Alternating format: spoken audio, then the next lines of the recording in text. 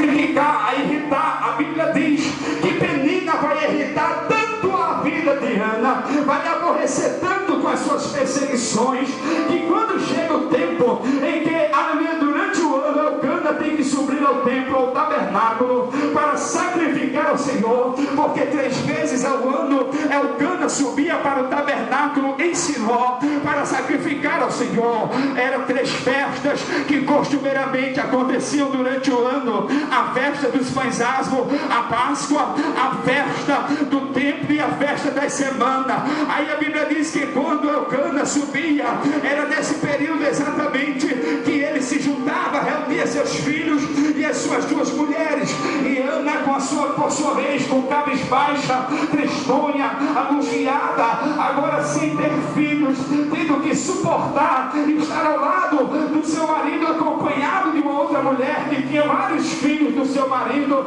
e ainda por cima tem que escutar as afrontas, a chacota, as críticas, os aborrecimentos de Penina. A Bíblia diz que isso magoava o coração de Ana, entristecia o coração de Ana, a ponto que quando chegava no templo, Ana já estava com o semblante descaído. A Bíblia diz que ela estava com o seu semblante descaído, tristonho, abatido, e também já lhe tinha perdido a fome. Observe como a perseguição de Penina, as críticas e as afrontas da sua perseguidora estavam lhe causando mal. Observe como esse problema que foi gerado na vida de Ana estava causando para ela situações difíceis, a ponto de lhe tirar o sorriso do rosto, a ponto de lhe tirar a alegria do coração. Ela não tinha mais prazer de sorrir, ela não tinha mais prazer de se alegrar, ela não tinha prazer de adorar, de cultuar ao Senhor. Eu observo aqui a situação de Ana, olhando no âmbito geral.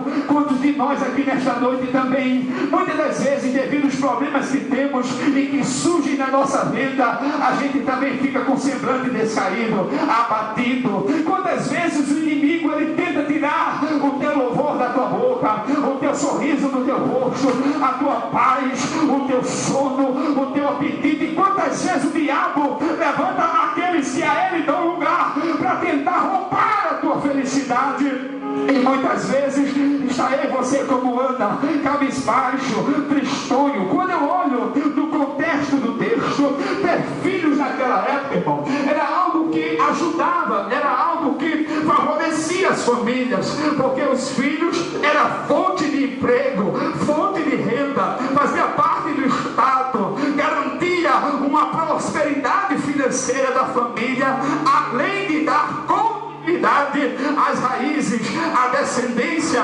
daquela família. Logo, se Ana não tem filhos de Elcana, então a família de Ana, ela não cresceria, ela não deixaria herdeiros, não teria sucessores. Isso era algo terrível, porque as pessoas tinham Ana como uma mulher fracassada, como uma mulher derrotada, como uma mulher que não era próspera ou amaldiçoada por Deus.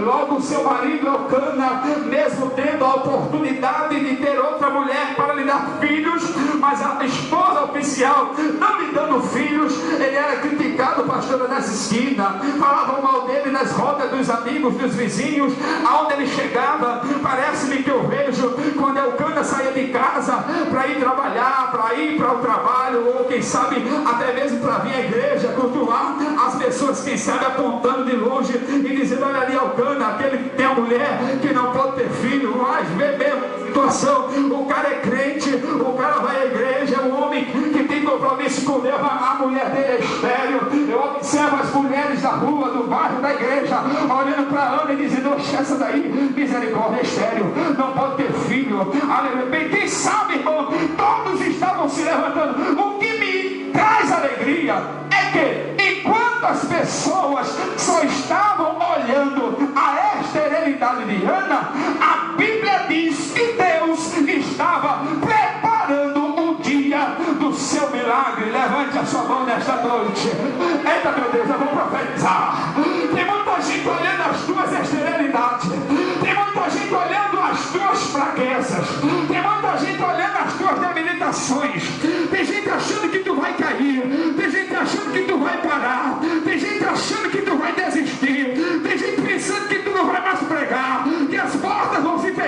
você, que Deus não vai mais te levantar, que Deus não vai mais te abençoar. Mas enquanto eles estão olhando para as críticas, ou melhor, enquanto eles estão te criticando, enquanto eles estão te apontando, eu quero te dizer, Deus está preparando a tua vitória, Deus está preparando a tua bênção, Deus está gerando o teu milagre. Toca nessa pessoa do teu lado e diz para ele: enquanto estão apontando